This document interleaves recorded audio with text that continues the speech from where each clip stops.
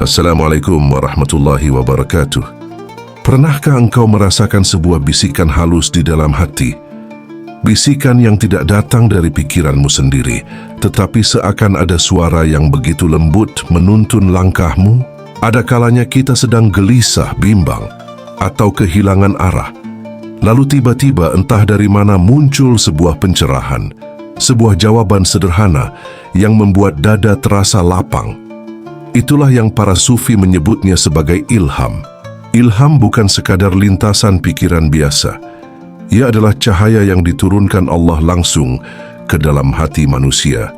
Dan cahaya itu hanya bisa singgah pada hati yang bersih dari debu kesombongan, iri, dan dengki.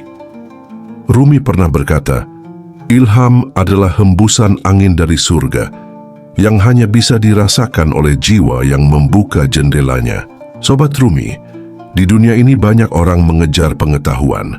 Mereka menimbun buku, menghafal ribuan teori, bahkan berdebat siang dan malam.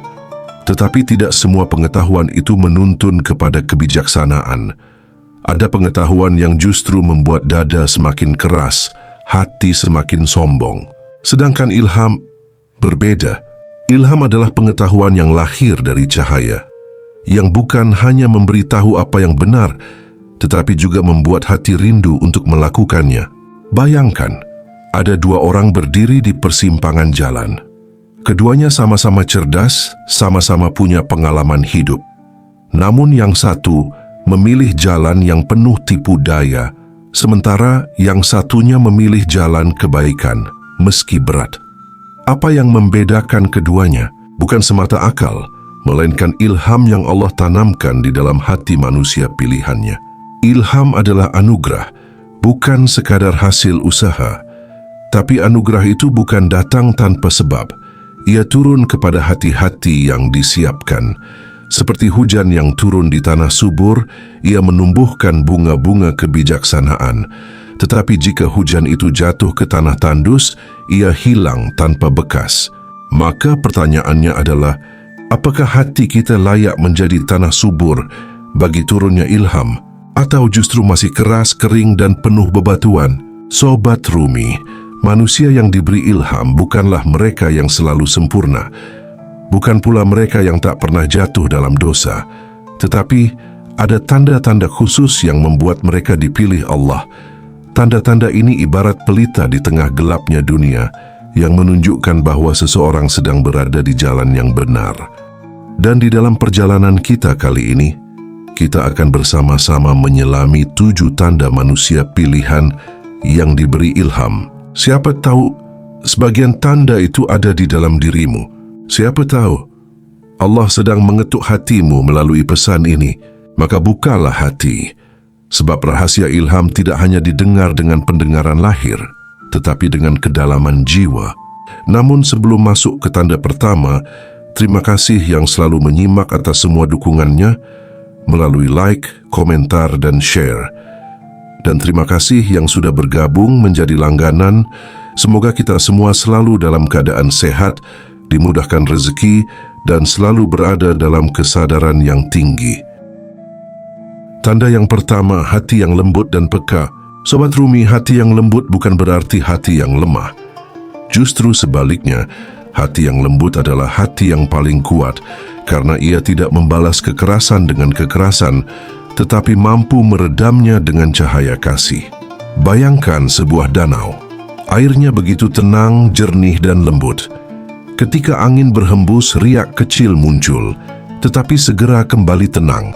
Hati yang lembut ibarat danau itu. Ia bisa terguncang sejenak, namun tidak akan pernah keruh terlalu lama. Dan justru di permukaan yang tenang itulah cahaya langit memantul dengan indah. Begitulah hati yang lembut. Ia menjadi cermin yang jernih untuk menangkap cahaya ilham dari Allah. Sebaliknya, hati yang keras bagaikan batu. Seberapapun cahaya dipantulkan, ia tetap gelap. Batu tidak mampu menyerap, tidak pula mampu memantulkan. Maka, tidak heran jika orang yang hatinya keras sulit sekali menerima ilham, karena hatinya telah dipenuhi debu kesombongan, kemarahan, dan dendam. Rumi berkata, Lembutkan hatimu karena hati yang kasar hanyalah penjara bagi cahaya, dan cahaya itu mencari rumahnya pada hati yang halus. Orang yang berhati lembut biasanya ditandai dengan kepekaan. Ia peka terhadap penderitaan orang lain. Air matanya mudah jatuh ketika melihat ketidakadilan. Hatinya terguncang ketika mendengar tangisan anak kecil atau melihat orang lapar di jalanan. Ia tidak bisa menutup mata dari penderitaan.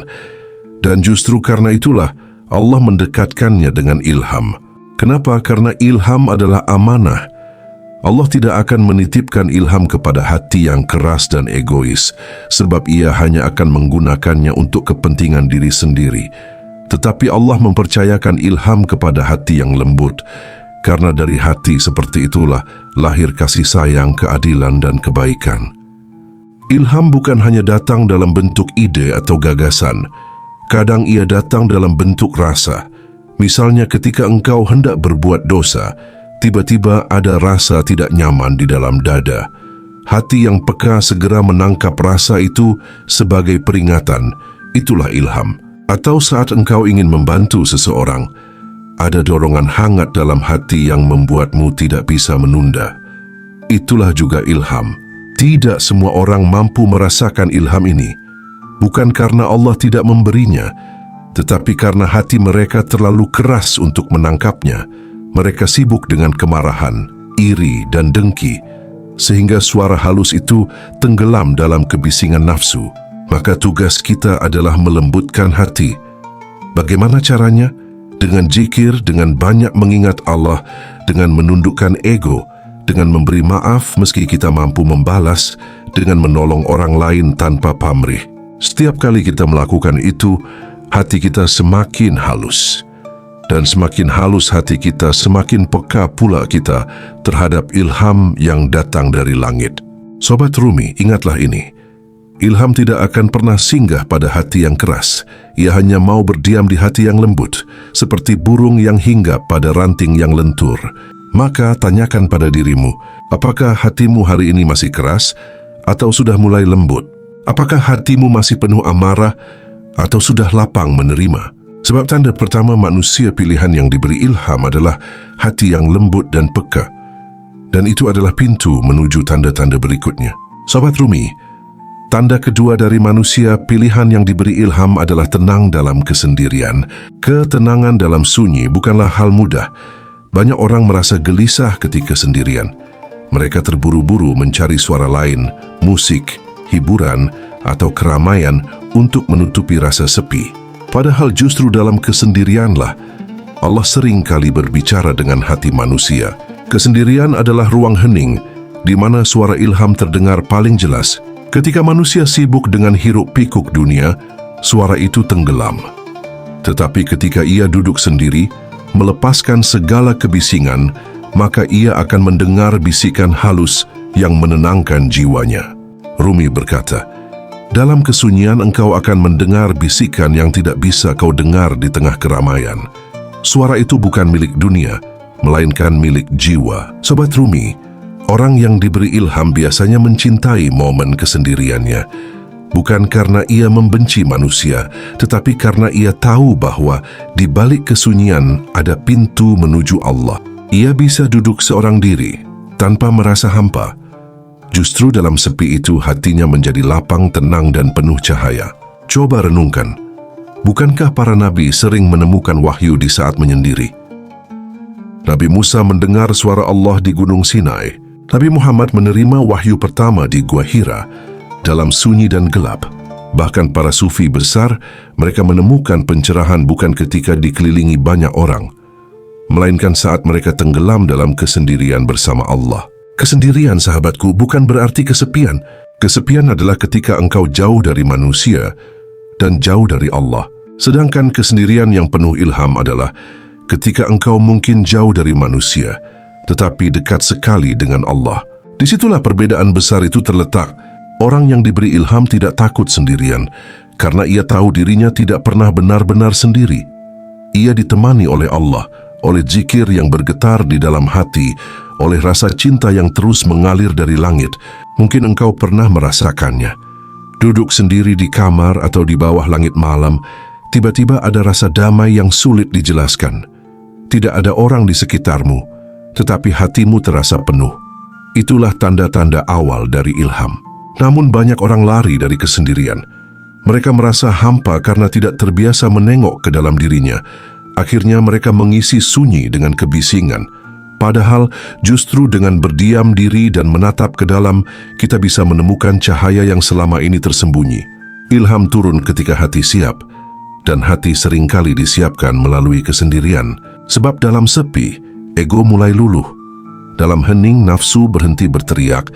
Dalam diam, kita akhirnya bisa mendengar suara halus dari Allah yang selama ini tertutup. Sobat Rumi, jika engkau mulai bisa merasakan ketenangan dalam kesendirian, jangan sia-siakan. Itu adalah tanda besar bahwa hatimu sedang dilatih untuk menerima ilham.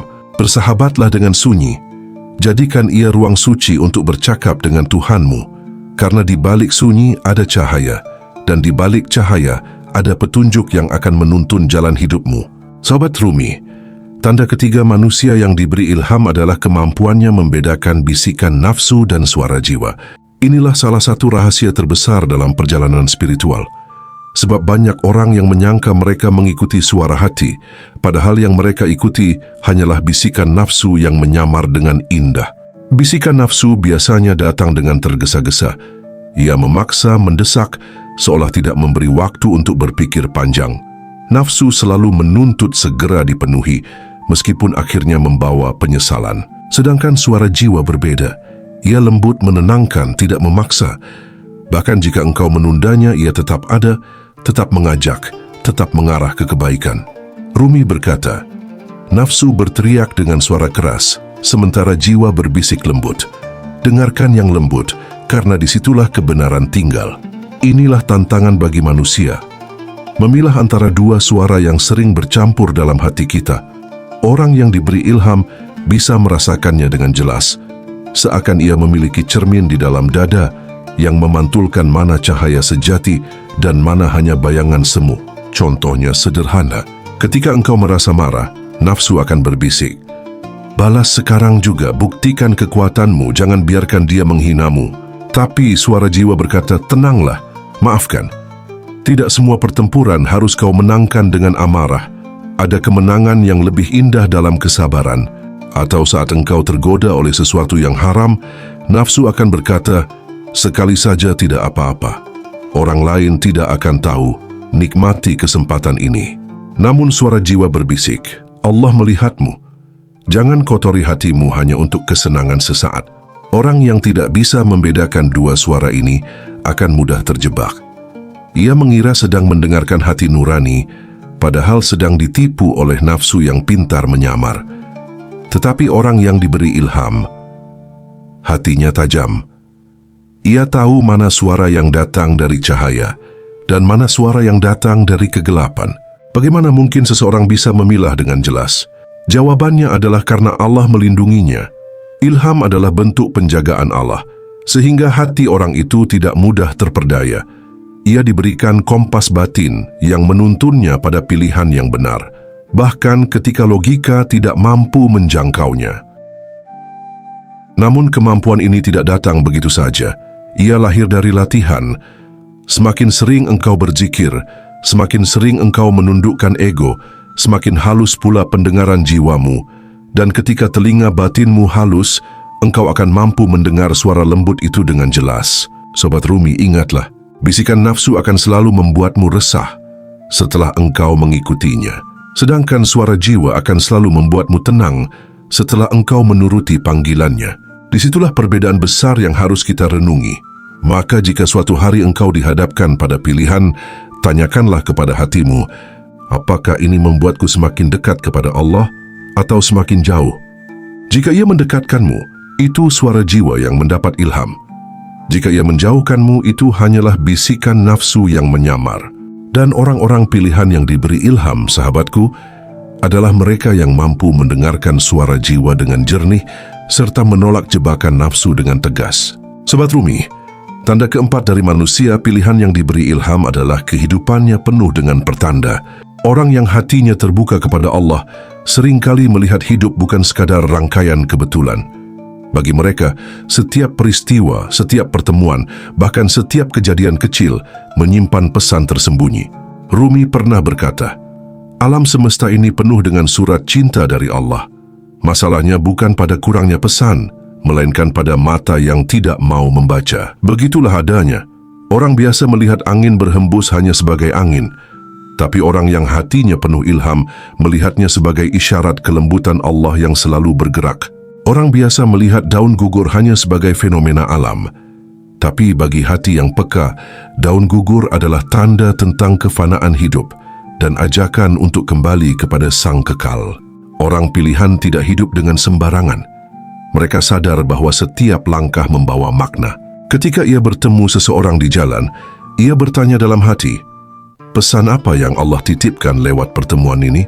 Ketika ia gagal meraih sesuatu, ia tidak sekadar kecewa tetapi merenungi, apa hikmah yang harus kupelajari? Dan ketika ia berhasil, ia tidak sombong, melainkan bersyukur, karena ia tahu keberhasilan itu juga sebuah tanda dari Allah. Bagi mereka, dunia ini ibarat sebuah kitab yang luas. Tidak semua ayat tertulis di atas kertas, sebagian ayat hadir dalam bentuk pengalaman, dan hanya hati yang mendapat ilham yang bisa membaca ayat-ayat kehidupan itu. Bayangkan seseorang sedang berdoa meminta petunjuk. Esok harinya, ia bertemu orang asing yang ucapannya sederhana, tapi seakan menjawab doa yang ia panjatkan. Atau ketika ia bingung mengambil keputusan, tiba-tiba ada kejadian kecil yang membuat arah menjadi jelas. Inilah pertanda, dan orang pilihan mampu menangkapnya. Namun jangan disalahpahami. Pertanda bukan berarti takhayul, bukan berarti setiap burung yang terbang atau setiap suara angin adalah ramalan. Tidak. Pertanda hadir sebagai kepekaan batin untuk membaca apa yang Allah letakkan di depan kita. Ilham membuat hati bisa membedakan mana yang sekadar kebetulan dan mana yang sungguh petunjuk. Seperti seseorang yang sering bermimpi, tapi tidak semua mimpi punya makna. Hanya mimpi tertentu yang membawa pesan ilahi. Orang yang diberi ilham bisa merasakan perbedaan itu, sebab hatinya bersih dari keraguan. Sobat Rumi, pernahkah engkau merasa seperti itu? Ketika sesuatu terjadi berulang kali, seakan ada pola yang ingin ditunjukkan. Ketika firasat dalam hatimu terbukti benar, padahal logika awalnya menolak, atau ketika engkau merasa dituntun oleh tangan tak terlihat ke arah yang lebih baik, itulah salah satu tanda hidupmu sedang dipenuhi pertanda. Dan ketahuilah, Allah tidak memberi pertanda kepada hati yang lalai. Pertanda hanya bisa dibaca oleh hati yang penuh zikir, hati yang siap menerima ilham. Karena sesungguhnya pertanda hanyalah cara Allah berbicara, dan ilham adalah telinga batin untuk mendengarnya. Sobat Rumi, tanda kelima dari manusia pilihan yang diberi ilham adalah kesabarannya dalam menghadapi ujian. Tidak ada manusia yang luput dari cobaan. Setiap orang tanpa terkecuali akan melewati masa-masa sulit dalam hidupnya. Bedanya, ada yang hancur oleh ujian, ada pula yang justru tumbuh lebih kuat karenanya. Dan mereka yang diberi ilham oleh Allah adalah orang-orang yang mampu melihat hikmah di balik setiap ujian, lalu menjalaninya dengan sabar. Sabar bukan sekadar menahan diri. Sabar adalah sikap batin yang dalam, di mana seseorang tidak membiarkan hatinya hancur oleh kecewa, tidak membiarkan lisannya mengeluh tanpa henti, dan tidak membiarkan pikirannya tenggelam dalam putus asa. Sabar adalah keyakinan bahwa setiap gelap pasti ada terang, setiap luka pasti ada obat, dan setiap badai pasti akan reda. Rumi berkata, sabar bukanlah duduk diam menunggu, sabar adalah menatap duri namun melihat bunga, sabar adalah menatap malam namun melihat fajar. Sobat, orang yang sabar dalam ujian tidak berarti ia tidak merasakan sakit. Ia tetap menangis, ia tetap terluka, ia tetap merasa pedih. Tetapi di dalam kedalaman hatinya, ia tahu ada maksud Allah di balik semuanya. Dan kesadaran itulah yang membuat ia tetap tegak berdiri, meski badai terus menghantam. Perhatikanlah, ketika seorang hamba diuji dengan kehilangan, nafsu akan berteriak, mengapa Allah tidak adil padamu? Mengapa semua ini harus terjadi? Namun ilham berbisik lembut, bersabarlah. Kehilangan ini bukan akhir tetapi jalan untuk mendekatkanmu kepada Allah. Ketika seorang hamba diuji dengan kesulitan rezeki, nafsu berkata, "Cari jalan pintas, ambil meski haram, yang penting cepat." Namun suara jiwa yang diberi ilham berkata, "Tetaplah bersih. Allah sedang melatihmu untuk lebih ikhlas dan tawakal. Rezeki yang halal akan datang pada waktunya." Itulah bedanya. Orang yang tidak memiliki ilham mudah terjebak dalam keputusasaan ketika diuji. Sedangkan orang yang hatinya dipenuhi cahaya ilham mampu bersabar karena ia tahu setiap ujian adalah tanda cinta. Allah tidak menurunkan ujian untuk menghancurkanmu, tetapi untuk menguatkanmu. Tidak untuk menjauhkanmu, tetapi untuk mendekatkanmu. Sabar adalah kunci untuk membuka pintu ilham. Hati yang gelisah sulit mendengar bisikan halus dari Allah, tapi hati yang sabar tetap jernih sehingga cahaya ilham bisa masuk. Sabar juga membuat langkah tidak terburu-buru. Dan justru dalam ketenangan itulah petunjuk-petunjuk Allah semakin jelas terlihat. Sobat Rumi, tanyakanlah pada dirimu, bagaimana sikapmu ketika diuji? Apakah engkau mudah mengeluh atau engkau mampu menahan diri dan percaya pada ketetapan Allah? Karena sabar bukanlah tanda kelemahan, melainkan tanda kekuatan jiwa. Dan orang yang mampu bersabar, dialah yang sedang dipilih Allah untuk menerima ilhamnya. Sobat Rumi, tanda yang keenam hidupnya menjadi sumber inspirasi. Ada sebuah tanda besar yang seringkali tidak kita sadari. Tanda bahwa seseorang sedang berada di jalan ma'rifat, semakin dekat dengan cahaya Allah, adalah ketika hidupnya tanpa ia sadari menjadi sumber inspirasi bagi orang lain. Ia tidak perlu banyak berkata-kata, tidak perlu memaksakan nasihat, tidak perlu memaksa orang untuk mengikuti jejaknya, tetapi kehadirannya, sikapnya, dan cara ia menjalani kehidupan perlahan menyinari hati orang-orang di sekitarnya. Orang yang dekat dengan Allah memancarkan ketenangan. Ia bagaikan pohon yang rindang di tengah padang gersang. Orang-orang yang lelah datang kepadanya, lalu menemukan keteduhan. Orang-orang yang haus mendekat, lalu mendapatkan air kesejukan dari teladan hidupnya. Bukankah kita sering menemukan seseorang yang hanya dengan melihat wajahnya, mendengar tutur katanya, atau menyaksikan kesederhanaannya, hati kita terasa bergetar? Itu bukan karena orang tersebut hebat, tetapi karena nur Allah telah bersemayam dalam dirinya. Rumi berkata, biarlah hidupmu menjadi obor yang menyinari jalan orang lain. Bahkan ketika engkau tidak berbicara, cahaya itu akan tetap menuntun. Inilah tanda keenam. Hidup seorang salik, seorang yang berjalan di jalan ma'rifat, menjadi inspirasi tanpa ia bermaksud untuk menginspirasi. Karena hidupnya adalah cerminan cinta, kesabaran, ketulusan, dan pengabdian. Sobat Rumi, mungkin engkau juga pernah merasakannya. Ada orang-orang yang membuatmu ingin lebih baik hanya dengan berada di dekatnya. Ada orang-orang yang membuatmu lebih tenang hanya dengan mendengar suaranya.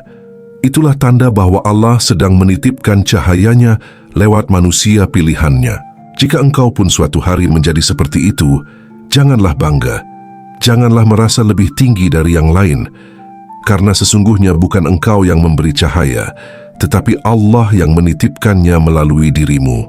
Hidupmu, ketika benar-benar dekat dengan Allah, akan menjadi kitab terbuka. Setiap langkahmu menjadi pelajaran, setiap sikapmu menjadi teladan, dan setiap doa yang keluar dari hatimu menjadi penguat bagi jiwa-jiwa yang lemah. Itulah tanda keenam, bahwa perjalanan makrifat bukan hanya tentang dirimu sendiri, tetapi tentang bagaimana Allah menjadikanmu jalan bagi orang lain untuk menemukannya. Sobat Rumi, tanda terakhir dari manusia yang mendapat ilham adalah bahwa ia selalu tunduk pada kehendak Allah. Dalam istilah sufistik, hal ini sering disebut dengan taslim atau tawakul, kepasrahan total yang bukan berarti pasif, tetapi menyerahkan hasil sepenuhnya kepada sang pemilik kehidupan setelah segala ikhtiar dilakukan. Manusia yang sampai pada derajat ini, hidupnya laksana daun yang jatuh dihembuskan angin. Ia tidak melawan arah, tidak menuntut kemana ia harus pergi, tetapi dengan ringan mengikuti tiupan Sang Maha Penentu. Bukan karena ia lemah, melainkan karena ia yakin bahwa tiupan itu berasal dari sumber yang lebih bijaksana daripada segala rencana yang bisa ia buat sendiri. Rumi pernah berkata, "Janganlah engkau khawatir bila segala sesuatu tidak sesuai dengan kehendakmu, karena sesungguhnya ia sedang berjalan sesuai dengan kehendaknya, dan kehendaknya adalah yang terbaik bagimu." Sobat Rumi, mari kita renungkan. Seberapa sering dalam hidup ini kita merasa kecewa karena sesuatu tidak berjalan sesuai harapan? Kita berusaha, kita berdoa, kita bekerja keras, tetapi hasilnya tidak sesuai dengan keinginan. Pada saat itu, banyak manusia memilih berputus asa, marah pada keadaan, bahkan marah pada Tuhan. Namun manusia yang mendapat ilham justru berbalik arah. Ia berkata dalam hatinya, "Jika bukan ini yang kau kehendaki untukku, maka pasti ada kebaikan lain yang engkau simpan." Itulah hakikat tunduk pada kehendak Allah, menerima bahwa rencana kita hanya sebutir debu dibandingkan dengan lautan takdir yang Dia susun. Orang yang tunduk pada kehendak Allah hidup dengan tenang. Ia tidak lagi diperbudak oleh ambisi dunia. Bila ia mendapatkan rezeki, ia bersyukur. Bila diuji, ia bersabar. Bila gagal, ia melihatnya sebagai jalan menuju sesuatu yang lebih baik. Setiap langkahnya ia jadikan ibadah, setiap hembusan nafasnya ia jadikan doa. Sahabat Rumi, bukankah kita semua merindukan hidup yang seperti itu? Hidup yang tidak lagi dikuasai kegelisahan, melainkan penuh keyakinan bahwa segala sesuatu telah diatur oleh Sang Maha Kuasa. Bahkan musibah sekalipun, bila datang, dipandangnya sebagai cara Allah mendekatkannya pada jalan yang benar. Disinilah letak kebahagiaan sejati. Bukan ketika semua berjalan sesuai keinginan, tetapi ketika hati mampu berkata, "Ya Allah, aku ridha dengan apapun yang Engkau pilihkan untukku." Manusia yang mendapat ilham memahami bahwa hidup ini bukan soal memaksa takdir, tetapi menyelaraskan diri dengan kehendak Allah. Karena itulah ia senantiasa berdoa, "Ya Allah, tunjukkanlah aku pada yang terbaik menurut-Mu, bukan menurutku." Dan ketika ia hidup dalam ketundukan semacam ini, keberkahan selalu menyertainya. Ia tidak pernah merasa kehilangan karena yang hilang bukan miliknya sejak awal. Ia tidak pernah merasa sendirian karena selalu ada Allah di sampingnya. Sobat Rumi, setelah kita menyelami 7 tanda manusia yang mendapat ilham, kita sampai pada satu titik pemahaman bahwa ilham bukanlah sekadar bisikan halus yang datang lalu pergi. Ia adalah cahaya yang Allah letakkan di hati hambanya yang ikhlas, sabar, dan selalu menundukkan dirinya kepada kehendaknya. Ilham menjadikan hidup lebih jernih, langkah lebih terarah, dan hati lebih damai. Ia menuntun manusia untuk berjalan dalam ketenangan, menjauhkan dari kesesatan, dan mendekatkan pada rahasia keberlimpahan ilahi. Setiap tanda yang kita bahas tadi, mulai dari hati yang tenang, doa yang cepat terkabul, hidup yang menjadi inspirasi, hingga ketundukan penuh pada Allah, semuanya hanyalah jejak-jejak kecil yang menunjukkan betapa rahmat Allah begitu luas. Maka jika engkau merasa salah satu dari tanda-tanda itu ada dalam hidupmu, syukurilah. Namun jika belum, jangan risau. Teruslah bersihkan hati, perbaiki niat, dan dekatkan diri kepada Allah. Sebab ilham adalah anugerah yang bisa turun kapan saja, kepada siapa saja yang benar-benar mengetuk pintunya. Dan ketika 7 tanda ini ada dalam dirimu, maka akan membuat hidup damai, tenang, dan penuh cahaya. Inilah yang disebut puncak makrifat. Ketika seseorang sudah pasrah kepada Allah, maka seluruh jagat raya pun seakan ikut pasrah melayaninya. Sebelum kita berpisah, mari melakukan satu hal sederhana. Tuliskan di kolom komentar angka 77 sebagai tanda bahwa engkau siap membuka dirimu pada cahaya ilham, dan sebagai doa agar Allah senantiasa menuntun kita semua dalam jalan makrifat. Semoga setiap langkah kita penuh keberkahan, setiap doa kita sampai pada langit, dan setiap detik hidup kita menjadi saksi cinta kita kepadanya. Wassalamualaikum warahmatullahi wabarakatuh.